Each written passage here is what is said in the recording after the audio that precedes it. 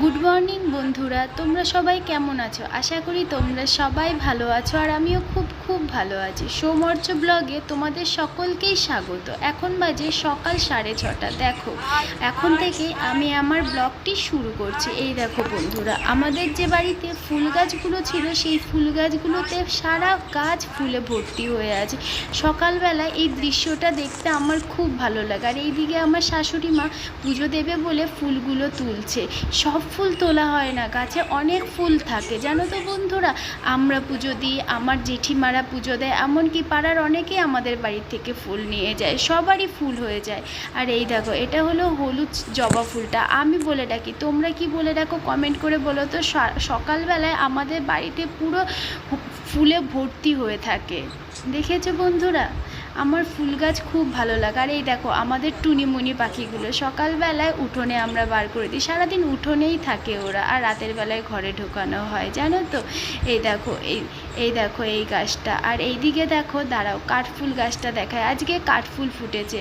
এই দেখো, আসলে কাঠফুলগুলো আমার শাশুড়ি মা তুলে ফেলেছিল, যখন আমি ভিডিও করছি তখন বলল যে দাঁড়া আমি কাঠফুলগুলো আবার বসিয়ে দিই, তাই ভিডিও করার জন্য কিন্তু বসিয়ে দিয়েছিলাম বন্ধুরা, তোমরা কিছু মনে করো না। এই দেখো বন্ধুরা, এটা হলো গোলাপ কাঠফুল গাছ। আমি সাদা কাঠফুল গাছ দেখেছি, কিন্তু গোলাপ কাঠফুল গাছ কখনো আমি দেখিনি। এই বাড়িতেই আমি প্রথম দেখলাম জানো তো। এই দেখো সকালে, এই দেখো তোমাদের দাদা ভাই পুচকুটাকে নিয়ে দাঁড়িয়ে আছে। এই দেখো এখনও কত ফুল ফুটে আছে। আর এই দিকে দেখো আকাশটা কালো মেঘে ঢেকে গেছে, আর ঝোড়ো হাওয়া বইছে, খুব ঝোড়ো হাওয়া বইছে। প্রাকৃতিকটা কি সুন্দর লাগছে তাই না? সত্যি অপূর্ব লাগছে এই প্রাকৃতিকটায়, দেখো কত সুন্দর লাগছে। এই দেখো বন্ধুরা, তোমাদের কার কার এরকম প্রাকৃতিক ভালো লাগে বলো তো? আমার তো খুব ভালো লাগছে জানো তো বন্ধুরা।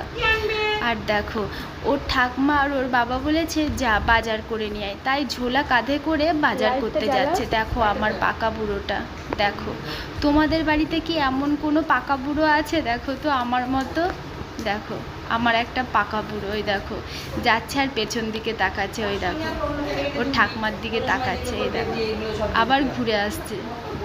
ওকে বলেছে শুধু যাও বাজার করে নিয়ে আসো, মাংস আলু নিয়ে এসো। ওর পাপা বলেছে, ও মাংস আর আলু নিয়ে এসছে। দেখো এবার ওর পাপাকে দেখাবে যে ও বাজার থেকে কি নিয়ে এসছে। দেখো বন্ধুরা, আমার ছেলেটা না খুব চঞ্চল জানো তো বন্ধুরা, সারা দিন ওর পিছনে কাউকে না কাউকে থাকতে হয়, খুব চঞ্চল আমার ছেলেটা। তোমাদের বাড়িতে কার কার বাড়িতে এরকম একটা চঞ্চল বাচ্চা আছে আমাকে একটু কমেন্ট করে বলো তো। এই দেখো এবার আমার কাছে আসতে, ও ফোনটা নেবে, ওর জ্বালায় আমি ফোন কোনোদিন ধরতে পারি না, ওর সামনে কেউ কোনোদিন ফোন ধরতে পারবে না, এমনকি কথা বলতে পারবে। আজকের মতো এই পর্যন্ত। যদি ভালো লেগে থাকে লাইক কমেন্ট ও শেয়ার করে দেবেন। নমস্কার বন্ধুরা।